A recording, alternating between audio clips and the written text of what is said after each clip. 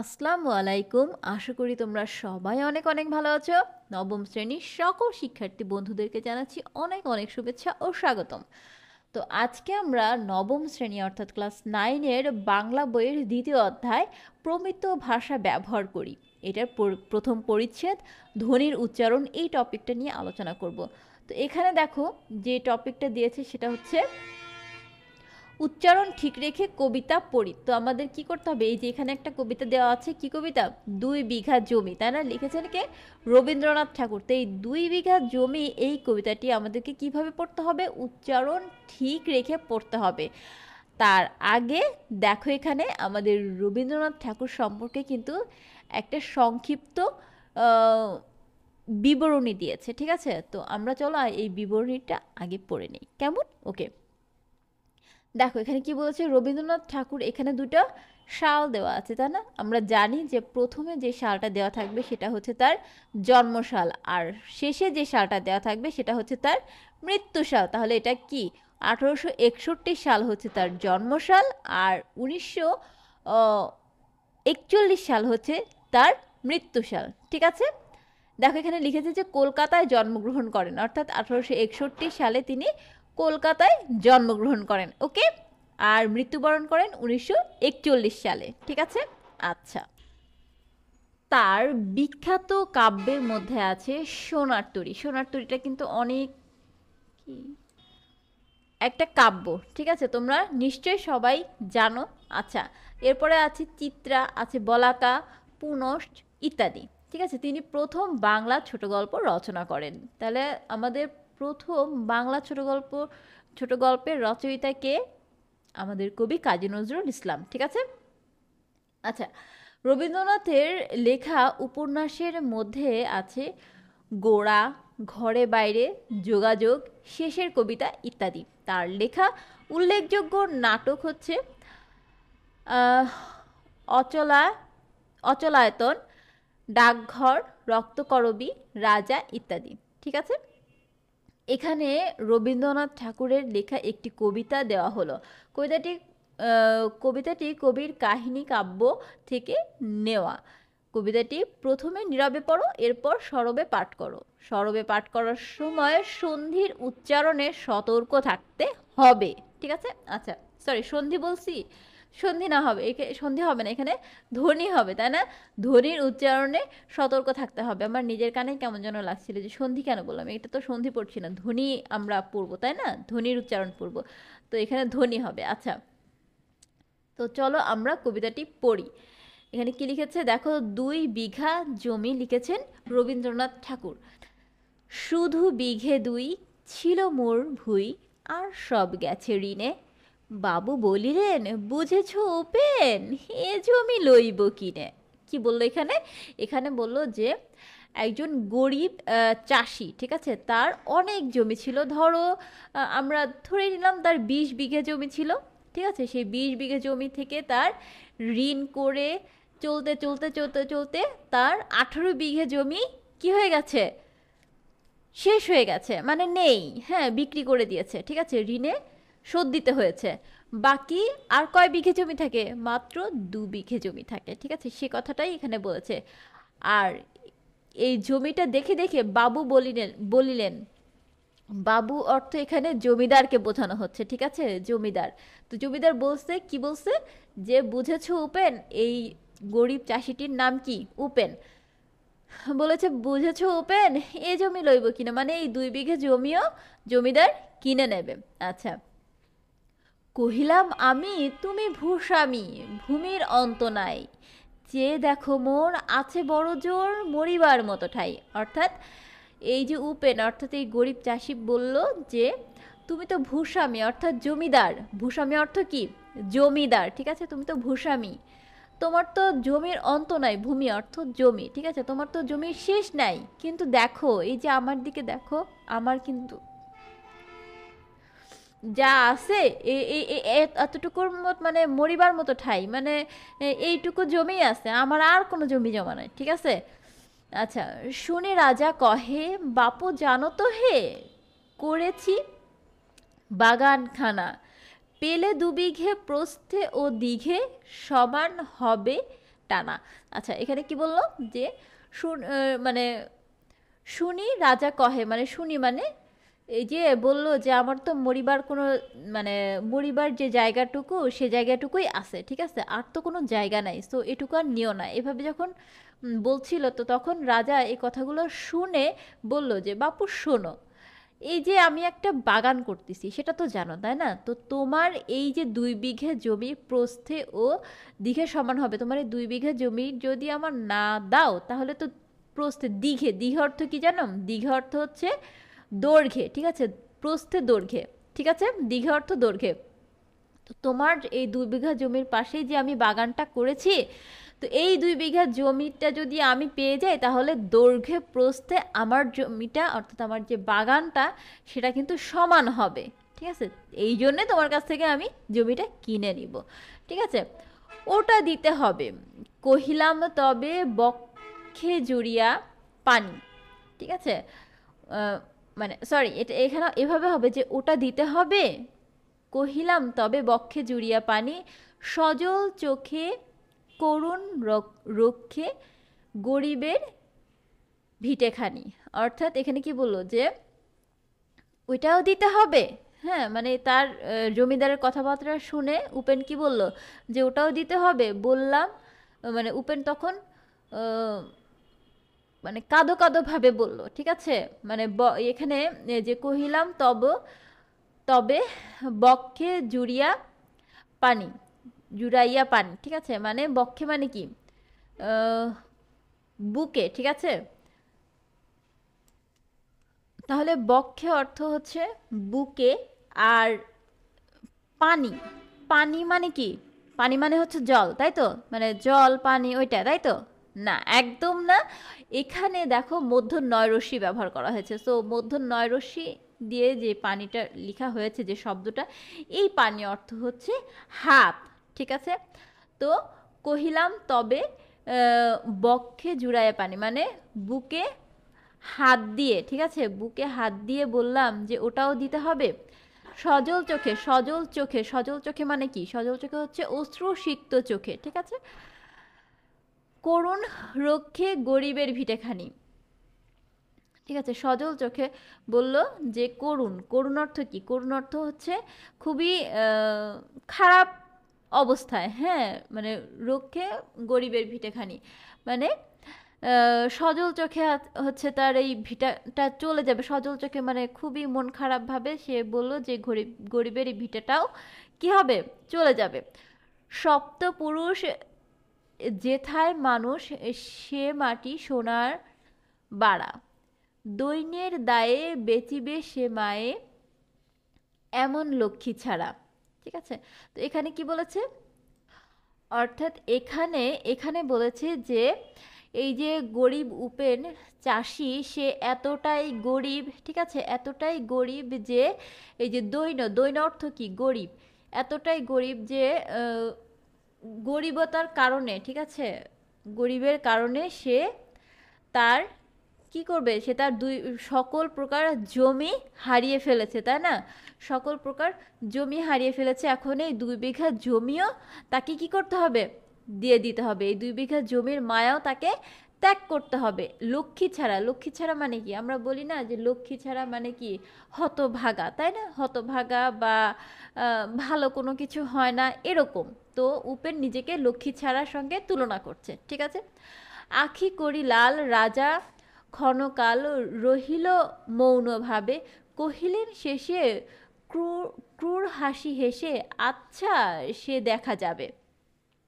অর্থাৎ এখানে কি বললো যে এই যে মানে সব তো হারিয়ে ফেলেছে, তাই না, উপেন সবই হারিয়ে ফেলেছে তার জমি, তো বাকি আর দুই বিঘা জমিও সে রাজাকে দিতে চায় না, হ্যাঁ, তো দিতে চায় না এ কারণে সে বলছে যে আমি এই 2 বিঘা জমি হচ্ছে দিব না, ঠিক আছে, মানে আমি এই 2 বিঘা জমি দিলে তো আমি যে লক্ষ্মী ছাড়া অর্থাৎ হতভাগা হয়ে যাব, হ্যাঁ, তাই সে দিতে চাচ্ছিল না, এই জন্য এই কথাগুলো শুনছিল রাজা অর্থাৎ তোমার ওই জমিদার রক্ত চোখে, তাই না, রক্ত চোখে হচ্ছে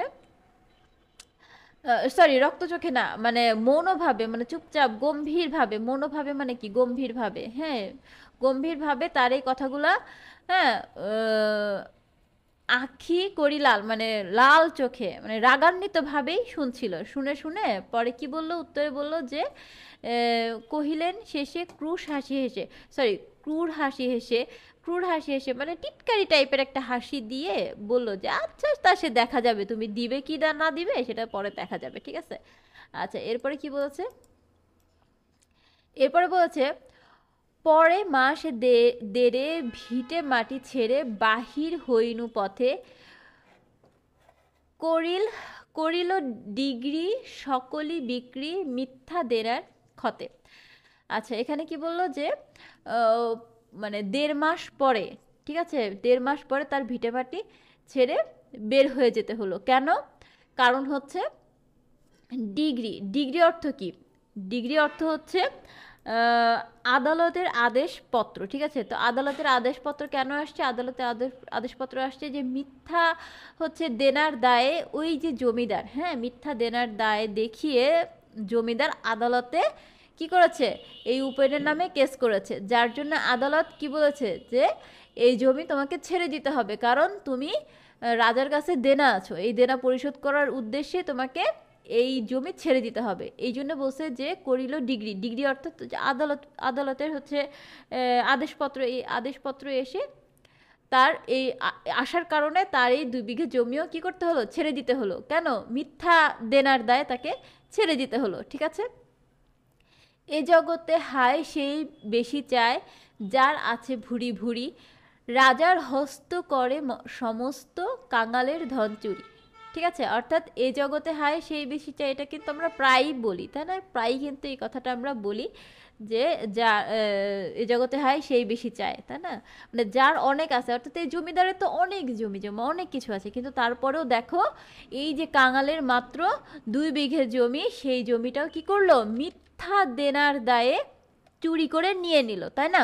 আচ্ছা, মনে মনে ভাবিলাম মোরে ভগবান রাখিবে না মোহার গর্তে, ঠিক আছে, মোহ গর্তে, মনে ভাবিলাম মোরে ভগবান রাখিবে না মোহ গর্তে, তাই লিখি দিল বিশ্ব নিখিল 2 বিঘার পরিবর্তে।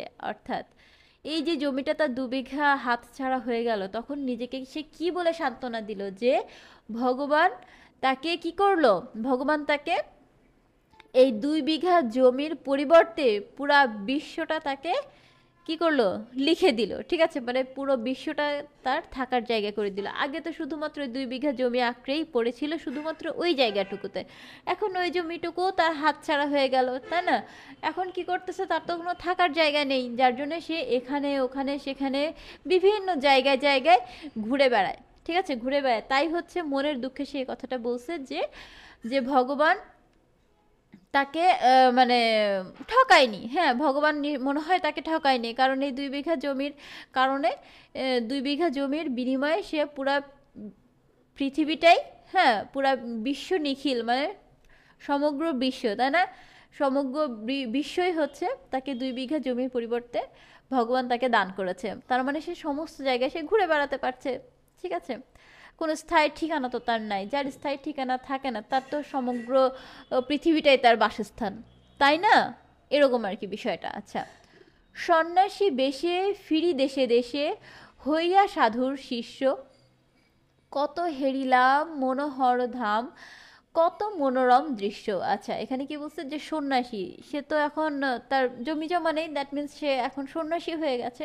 সন্ন্যাসী হয়ে সে দেশে দেশে কি করছে, সাধুর শিষ্য হিসেবে ঘুরে বেড়াচ্ছে। হ্যাঁ, কত কিছু দেখেছে, অনেক কিছু উম, দেখেছে, শিখেছে, হ্যাঁ, বিভিন্ন বিষয়ে বিভিন্ন জিনিস শিখেছে, বিভিন্ন জায়গায় ঘুরেছে, অনেক দৃশ্য দেখেছে, খুব সুন্দর সুন্দর মনোরম কিছু দৃশ্য সে দেখেছে। ভূধরে সাগরে বিজনে নগরে যখন যেখানে ভ্রমি, তবু নিশিদিনে ভুলিতে পারিনে সেই 2 বিঘা জমি। অর্থাৎ এখানে কি বলেছে যে আমরা অনেক সময় বলি না নিজের বাসা মানে নিজের বাসা, ঠিক আছে, অন্যের বাসায় বা যতই ক্লোজ হোক, আত্মীয় বলো বন্ধু বান্ধব বলো যতই ক্লোজ হোক, অন্যের বাসায় গিয়ে থাকা খাওয়া ঘুম আসলে এটা আমাদের কিন্তু অনেকেরই ভালো লাগে না, তাই না? ভালো লাগে না মানে আমরা সুইটেবল না, হ্যাঁ, ধরো তুমি ঘুরতে গেছো কোথাও, খুব আনন্দ করছো, মজা করছো, কিন্তু যখন ঘোরাঘুরি শেষ বাসায় আসছো তখন কিন্তু তোমার সেই মজা লাগে, তাই না? সেই একটা আনন্দ লাগে যে না, ফাইনালি আমার নিজের রুম, আমার নিজের বিছানা, আমার নিজের পড়ার টেবিল, ঠিক আছে, আমার সব কিছু আমার এখন আমার হাতের কাছে, এবার একটু শান্তি, এরকমটা মনে হয় না? তো এই বিষয়টা এখানে বুঝিয়েছে যে যতই সে ঘুরুক ফিরুক, যতই অনেক সুন্দর সুন্দর জায়গা যাক, অনেক সুন্দর জিনিস দেখুক, হ্যাঁ, সব কিছুই ঠিক আছে, হ্যাঁ, কিন্তু তারপরেও তার ওই যে 2 বিঘা জমি, সেই 2 বিঘা জমি সে ভুলতে পারছে না, ঠিক আছে? হাটে মাঠে বাটে এই মতো কাটে বছর 15-16, একদিন শেষে ফিরবার দেশে বড়ই বাসনা হলো। অর্থাৎ এই যে হাটে মাঠে বাটে, মানে এভাবে দিনের পর দিন, মাসের পর মাস, বছরের পর বছর, অর্থাৎ 15-16 বছর পরের, 15-16 বছর ধরে সে এভাবেই ঘুরে বেড়াইছে। ঘুরে বেড়াতে বেড়াতে তার হঠাৎ একদিন মনে হলো যে না, এবার একবার যদি যেতে পারতাম আমার দেশে তাহলে খুবই ভালো লাগতো। মানে একটু মনের বাসনা, বাসনা অর্থ কি? ইচ্ছা, তাই না? বাসনা অর্থ ইচ্ছা। তো একটা ইচ্ছা, ভেতরে একটা ইচ্ছা কাজ করলো, ভেতরে একটা বাসনা কাজ করলো যে ইস, একবার যদি নিজের দেশে ফিরে যেতে পারতাম। আচ্ছা, ধিক ধিক ওরে শতধিক তোরে, নীলাজ কুলোটা ভূমি, যখনই যাহার তখনই তাহার, এই এই কি জননী তুমি। আচ্ছা, এখানে কি বলছে? ধিক ধিক ওরে শতধিক তোরে, নীলাজ কুলোটা ভূমি, মানে ওই যে 2 বিঘা জমি, ঠিক আছে, এই 2 বিঘা জমিকে কি কি করছে, কি বলবো এটাকে, এক প্রকার বকাবকি করছে, ঠিক আছে, বকা দিচ্ছে যে এই যে 2 বিঘা জমি, তোমাকে অনেক ধিক্কার জানাই, ঠিক আছে, তোমাকে অনেক ধিক্কার জানাই, তুমি আসলে নির্লজ্জ, ঠিক আছে, তুমি নির্লজ্জ, তোমার কোনো লাজ লজ্জা নেই, কারণ যখন যার তুমি হচ্ছে তখন তারই হয়ে যাও, ঠিক আছে, এটাই কি তুমি? উম, তো এটাই কি তুমি জননী? জননী মানে কি? আমরা সবাই জানি মা, তাই না? আমাদের দেশকে আমরা মায়ের সঙ্গে তুলনা করি, আমাদের দেশের মাটি হচ্ছে আমাদের মা, তাই না?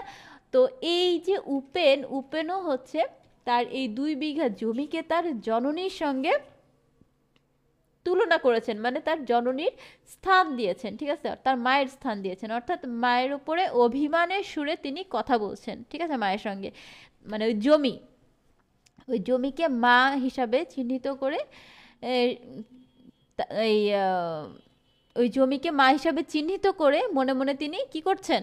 ধিক্কার জানাচ্ছেন যে তুমি যখন যার তখন তারই হয়ে যাও, ধিক্কার তোমাকে জানাই, হ্যাঁ। সে কি মনে হবে একদিন যবে ছিলে দরিদ্র মাতা, আঁচল ভরিয়া রাখিতে ধরিয়া ফুল ফল শাক পাতা। অর্থাৎ এই যে তুমি, তোমাকে এই যে জননী মাতা, যে ভূমি, ভূমি জননী মাতাকে যে ধিক্কার জানাচ্ছে, ধিক্কার জানিয়ে কি বলে ধিক্কার জানাচ্ছে যে তুমি কি মনে আছে যে তুমি কোনো এক সময় দরিদ্র মাতা ছিলা, অর্থাৎ উপেন তো দরিদ্র, তাই না? উপেন দরিদ্র, তো যেহেতু উপেন দরিদ্র, উপেনের ছিল এই জমিটা, সেহেতু এই জমিকে যেহেতু মা বলতেছে, তাহলে দরিদ্র মাতা, তাহলে উপেন দরিদ্র, দরিদ্রের মাতা, তো দরিদ্র মাতাই হবে, তাই না? তো দরিদ্র মাতা ছিল এক সময়, আর সেই সময় তোমার আঁচলে ভরে থাকতো ফুল ফল শাক পাতা, এগুলোই তুমি ভরে রাখতা, এগুলাই তোমার জমিতে মানে ফসল হতো, ঠিক আছে, এই বিষয়টাই আর কি এখানে বোঝাচ্ছে উপেন। আচ্ছা, এরপর কি বলছে? আজ কেন, সরি, আজ কোন রীতে কারে ভুলাইতে ধরিছ বিলাস, বিলাস বেশ, 5 রঙা পাতা অঞ্চলে গাথা, পুষ্পে খচিত কেশ, ঠিক আছে।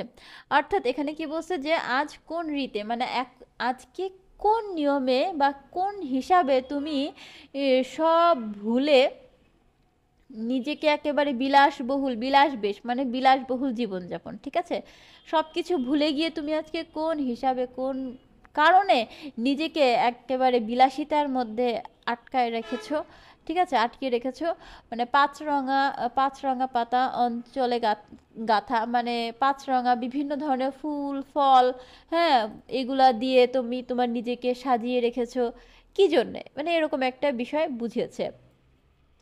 আমি তোর লাগি ফিরেছি বিবাগী, গৃহহারা সুখহীন, তুই হেথা বসি ওরে রাক্ষসী, হাসিয়া কাটাস দিন।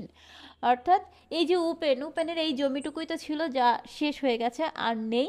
যার জন্য তাকে কি করতে হয়, বিভিন্ন জায়গায় এখন ঘুরে বেড়াতে হয়, মানে বিভিন্ন জায়গায় থাকতে হয়, খুব কষ্টে অনাহারে দিন কাটে, তাই না? বিবাগী হয়ে ঘুরে বেড়ায়, গৃহহারা যেহেতু, তাদের তো সুখ থাকে না, শান্তি থাকে না, তাই না?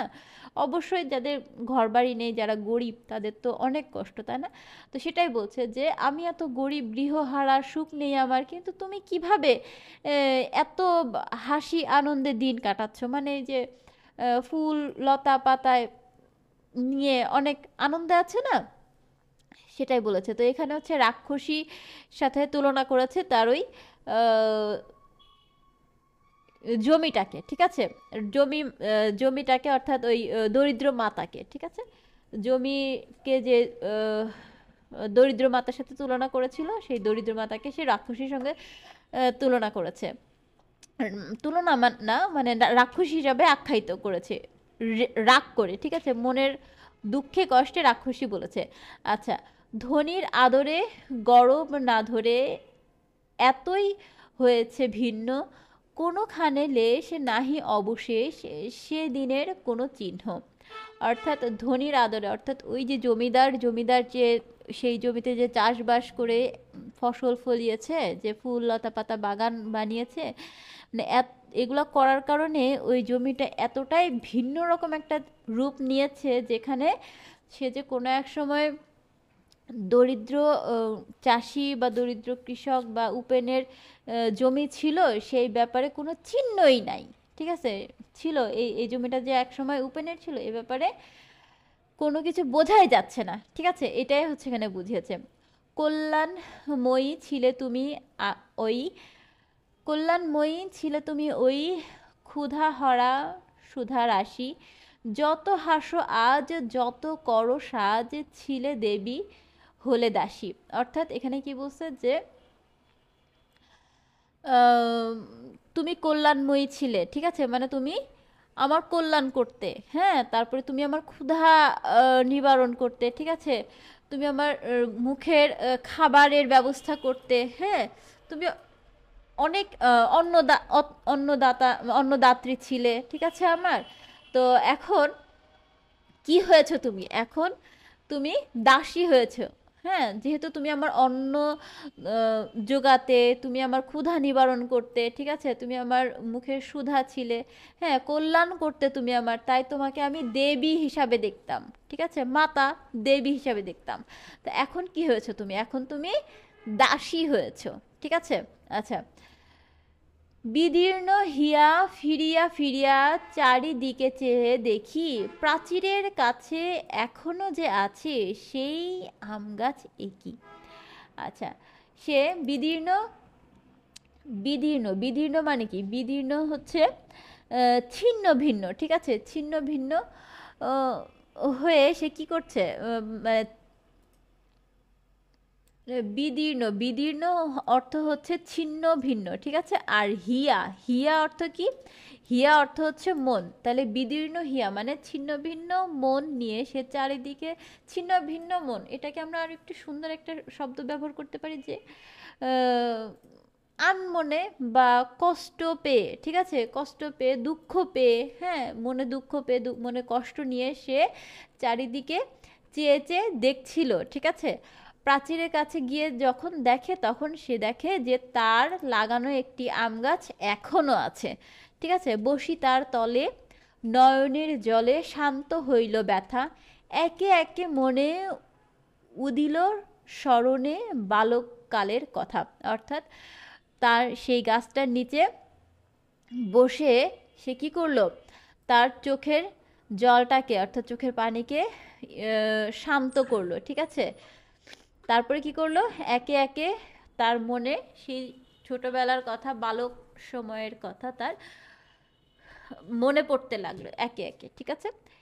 সেই মনে পড়ে জ্যৈষ্ঠের ঝড়ে রাত্রে নাহিক ঘুম, অতি ভোরে উঠি তাড়াতাড়ি ছুটি আম কুড়াইবার ধুম। অর্থাৎ ওই সময় বালক সময়, অর্থাৎ ছোটবেলায় সে কি করতো, ওই আম গাছের যখন আম হইতো, ঠিক আছে, আম হইতো, ধরো কালবৈশাখী ঝড় হচ্ছে, সেই ঝড়ের মধ্যে আম পড়ছে, ঠিক আছে, সে রাত্রে ঘুমাইতো না, রাত্রে ঘুমাইতো না, জেগে থাকতো যে তাড়াতাড়ি ঘুম থেকে উঠে সবার আগে গিয়ে ওই আম গাছের আম কুড়াইতে হবে, নাহলে তো অন্যরা নিয়ে যাবে, তাই না? তো এই ছোট ছোট সুন্দর সুন্দর মুহূর্তের কথা তার খুব মনে পড়তেছিল। আচ্ছা, সেই মধু সেই সুমধুর স্তব্ধ দুপুর পাঠশালা পলায়ন। আচ্ছা, ভাবিলাম হায় আর কি কোথায় ফিরে পাবো সে জীবন, অর্থাৎ এই যে আম কুড়ানো, তারপরে স্তব্ধ দুপুর, মানে ভর দুপুরবেলা তো অনেকটা নীরব হয়ে যায় চারিপাশ, তাই না? গ্রাম অঞ্চলে এই জিনিসটা বেশি হয়, তোমাদের যাদের গ্রামাঞ্চলের দিকে যাতায়াত আছে বা আছো বা বাড়ি, তোমরা বুঝতে পারবে, তাই না? তো এই ভর দুপুরের যে স্তব্ধ একটা সময়, তারপরে পাঠশালা পলায়ন মানে কি? পাঠশালা মানে কি? স্কুল। পলায়ন মানে পালিয়ে যাওয়া, তাই না? স্কুল পালানো, ঠিক আছে, স্কুল পালানো, এই সমস্ত কিছুই কি সে ভাবছিল, ভাবছিল। আর এটাই ভাবছিল যে এই সময়গুলো কি আর কখনো ফিরে পাবো? না, এই সময়গুলো কিন্তু তুমি আমি আমরা কেউই আর ফিরে পাই না। যে সময়টা আমরা একবার কাটিয়ে চলে আসি, সেই সময়টা কিন্তু আর আমাদের কাছে ফিরে আসে না, ঠিক আছে? আমরা তো সেটা সবাই জানি, তাই না? আচ্ছা, সহসা বাতাস ফেলিয়া গেল শ্বাস শাখা দুলিয়া গাছে, দুটি পাকা ফল লোভিল ভূতল আমার কোলের কাছে। আচ্ছা, এখানে কি বললো যে হঠাৎ করেই একটা বাতাস আসলো, তাই না? হঠাৎ করেই বাতাস আসলো, মানে সে একটা নিঃশ্বাস ফেললো। প্রথমত সে একটা নিঃশ্বাস ফেললো, এই সমস্ত কিছু চিন্তা করে, পুরোনো দিনের স্মৃতিগুলো চিন্তা করে সে একটা দীর্ঘ নিঃশ্বাস ছাড়লো। তার সঙ্গে সঙ্গে একটা বাতাস আসলো, তাই না? বাতাস এসে গাছের শাখা অর্থাৎ গাছের ডালপালাগুলো দুলতে শুরু করলো। আর এরই মধ্যে কি হলো, ওই গাছের ডাল দুলতে দুলতে দুটো পাকা ফল অর্থাৎ দুটো আম তার কোলের ওপরে ঝরে পড়লো, ঠিক আছে? আচ্ছা, ভাবিলাম মনে বুঝি এতক্ষণে আমারে চিনিল মাতা, স্নেহে সে দানে বহু সম্মানে বারেক ঠেকিনু মাথা। অর্থাৎ এই যে এতক্ষণ এই তার জমি মাতা, ঠিক আছে, একে যে এত উল্টাপাল্টা কথা বলছিল, এত আজে বাজে কথা বলছিল, এত বকাবকি করছিল, হ্যাঁ, তাতে করে সে এখন এই ফল দুইটা পড়াতে কি মনে করলো যে না, সে এখন নিশ্চয়ই আমারে চিনতে পারছে, এতক্ষণ তো চিনতে পারিনি, ঠিক আছে, এতক্ষণ তো অনেক বকাঝকা করছি, ঠিক আছে। তো বকাঝকা করার পর কি হলো, দুইটা ফল তার কোলে এসে পড়লো। তো সে কি বললো যে এত, মানে এতক্ষণে তুমি আমাকে চিনতে পারছো, হ্যাঁ, চিনে কি করছে, স্নেহের আদরে কি করছে তাকে, আহ, না, এতক্ষণে তাকে চিনতে পেরে দুইটা ফল তার গায়ের উপরে ফেলেছে, ঠিক আছে।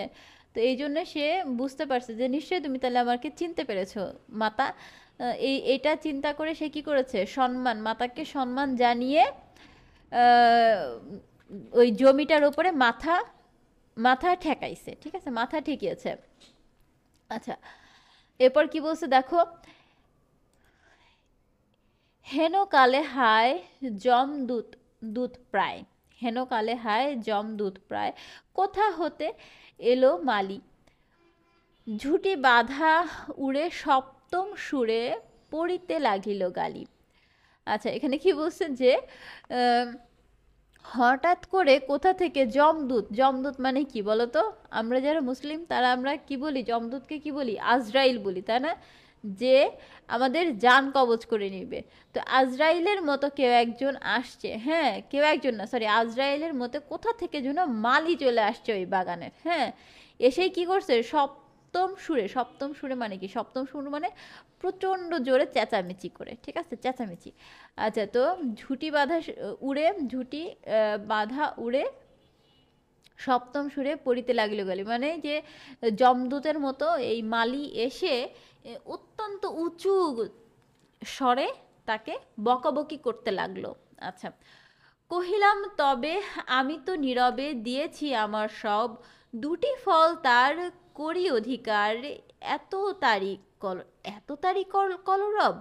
আচ্ছা, তাকে বলল, মালিককে উপেন বলল যে আমি তো তাকে সবই দিয়ে দিয়েছি, অর্থাৎ জমিদারকে, আমি তো তাকে চুপচাপ ভাবে সবই দিয়ে দিয়েছি, শুধুমাত্র 2টা ফলও কি আমি পেতে পারি না? আমার অধিকার নেই? 2টো ফলের উপরও কি আমার কোনো অধিকার নেই? তাতেও এত কলরব, মানে এত চিৎকার চেঁচামেচি। চিনিল না মোড়ে, নিয়ে গেল ধরে, কাঁধে তুলি লাঠি গাছ, বাবু ছিপ হাতে পরিষদ সাথে, ধরিতেছিলেন মাছ। আচ্ছা, কি বললো যে আমাকে চিনতে পারলো না সেই মালিক, তাই না? মালি আমাকে না চিনে আমাকে ধরে বেঁধে নিয়ে গেল বাবুর কাছে। আর বাবু কি করছে? বাবু অর্থাৎ সেই জমিদার কি করছে? ছিপ দিয়ে তার পরিষদ অর্থাৎ তার লোকজন নিয়ে মাছ ধরছিল, ঠিক আছে? শুনি বিবরণ, ক্রোধে তিনি কন, মারিয়া করিব খুন, যত বাবু যত বলে পরিষদ দলে, বলে তার শতগুণ। অর্থাৎ বাবু যখন শুনলো যে এই ঘটনা, যে তার আম গাছের আম নিয়েছে উপেন, তখন তিনি কি বললেন যে আমি যে আম নিয়েছে তাকে খুন করে ফেলবো, ঠিক আছে? যে আম নিয়েছে রেগে বেগে আগুন হয়ে তিনি কি বললেন যে আমি তাকে খুন করে ফেলবো। তো বাবু যত না রেগে গেছে, ঠিক আছে, তার চাইতে অতিরিক্ত পর্যায়ে অতিরঞ্জিত করে চিৎকার চেঁচামেচি করছে কি তার পরিষদ অর্থাৎ তার দলের লোকজন। ওই যে বলে না যে মায়ের চাইতে মাসির দরদ বেশি, একটা কথা আছে, ঠিক আছে? তো এখানে বিষয়টা তাই। গাছ হচ্ছে জমিদারের, হ্যাঁ, জমিদারের চাইতে জমিদারের হচ্ছে লোকজনের হচ্ছে বেশি গায়ে জ্বালা ধরে গেছে, তারা আরো বেশি বেশি করে বকাবকি করতেছে, ঠিক আছে? আচ্ছা, আমি কহিলাম আমি কহিলাম শুধু 2টি আম ভিখ মাগি মহাশয়। বাবু কহে হেসে, বেটা সাধু বেশে, পাকা চোর অতিশয়। তো এখানে উপেন কি বলল যে আমি বললাম যে আমি মাত্র 2টা আমি ভিক্ষা চাচ্ছি তোমার কাছে, ঠিক আছে? তো এই কথাটা শুনে ইয়া কি বলল, বাবু কি বলল? বাবু বলল যে বেটা চোর, হ্যাঁ আসো তোমাকে আম দিচ্ছি, ব্যাপারটা ওরকম, ঠিক আছে? আচ্ছা, আমি শুনে হাসি, আখি জলে ভাসি, এই ছিল মোর ঘটে, তুমি মহারাজা সাধু হলে আজ, আমি আজ চোর বটে। অর্থাৎ এই কথাটা যখন বললো যে বেটা চোর, তোমাকে দিচ্ছি, দাঁড়াও, তুমি সাধু সাজতেছো তাই না? এই যে চোর কথাটা বললো বা চোর হয়ে চোর বানিয়ে যে কথাটা বললো, তখন এই কথাটা শুনে, এই শব্দটা চোর শব্দটা শুনে তখন উপেন হেসে আখি জল ভাসি মানে চোখের জলে কাঁদতে কাঁদতে বলল, কাঁদতে কাঁদতে বলল যে এখন এটাই ছিল আমার কপালে, হ্যাঁ তুমি মহারাজা এখন সাধু হয়েছো, তুমি মহারাজা এখন সাধু সেজেছো, আর আমাকেই চোর বলছো, তাই না? যে কিনা নিজেই আমার জমি চুরি করে নিয়েছো, ঠিক আছে? এই বিষয়টাই আর কি এখানে বলেছে। সো এই কবিতাটি আরও বড় ছিল, এখানে সংক্ষিপ্ত আকারে দেওয়া হয়েছে, আরও বড় ছিল। তো আশা করি তোমরা বুঝতে পেরেছো, ভিডিওটি অনেক বড় হয়ে গেল, তারপরও আমি একটা ভিডিওতে এটা বলে তোমাদের বোঝানোর চেষ্টা করেছি। তো মাঝে মাঝে কিন্তু আমরা কিছু শব্দের অর্থ শিখেছি, আশা করি তুমি তোমরা বুঝতে পেরেছো। এখানেও কিছু শব্দ অর্থ দিয়েছে, দেখো উড়ে মানে উড়ে অর্থ উড়িষ্যার লোক, ঠিক আছে? উদিল মানে উদয় হলো, ক্রূর মানে নিষ্ঠুর বা নির্দয়, ক্ষুধা হারা অর্থাৎ ক্ষুধা দূর করে এমন, ক্ষত মানে ঋণের দলিল, তারপরে ঘটে থাকা মানে ভাগ্যে থাকা, ঠাই মানে স্থান, ঠেকানুন মানে ঠেকালাম, ডিক্রি অর্থ আদালতের নির্দেশপত্র, যেমনটা তোমাদের বলেছিলাম যে আদালতের আদেশপত্র, ঠিক আছে? আদেশ বা নির্দেশপত্র। আচ্ছা, দীঘে মানে দৈর্ঘ্যে, ঠিক আছে? ধাম মানে তীর্থস্থান, বিজন মানে জনমানুষহীন, ঠিক আছে? জনমানুষহীন। আর হচ্ছে বিবাগী মানে উদাসীন, ভুরি মানে প্রচুর, ভূধর মানে পাহাড়, ভূস্বামী মানে জমিদার, ভ্রমী মানে ভ্রমণ করা, মোহ মানে লোভ, লক্ষ্মী ছাড়া মানে দুর্ভাগা, সপ্ত সুরে মানে চড়া গলায়, হেরিলাম মানে দেখলাম, ঠিক আছে? আচ্ছা, এরপরে কি আছে? এরপরে আছে হচ্ছে 2.1.1, এখানে আছে স্বরধ্বনির বৈশিষ্ট্য শনাক্ত করি, তাই না? স্বরধ্বনির বৈশিষ্ট্য শনাক্ত করি, ওকে। তো এইটা আমরা কি করব, এটা আমরা পরবর্তী ভিডিওতে আলোচনা করব। তো সে পর্যন্ত সবাই অনেক অনেক ভালো থেকো। আল্লাহ হাফেজ।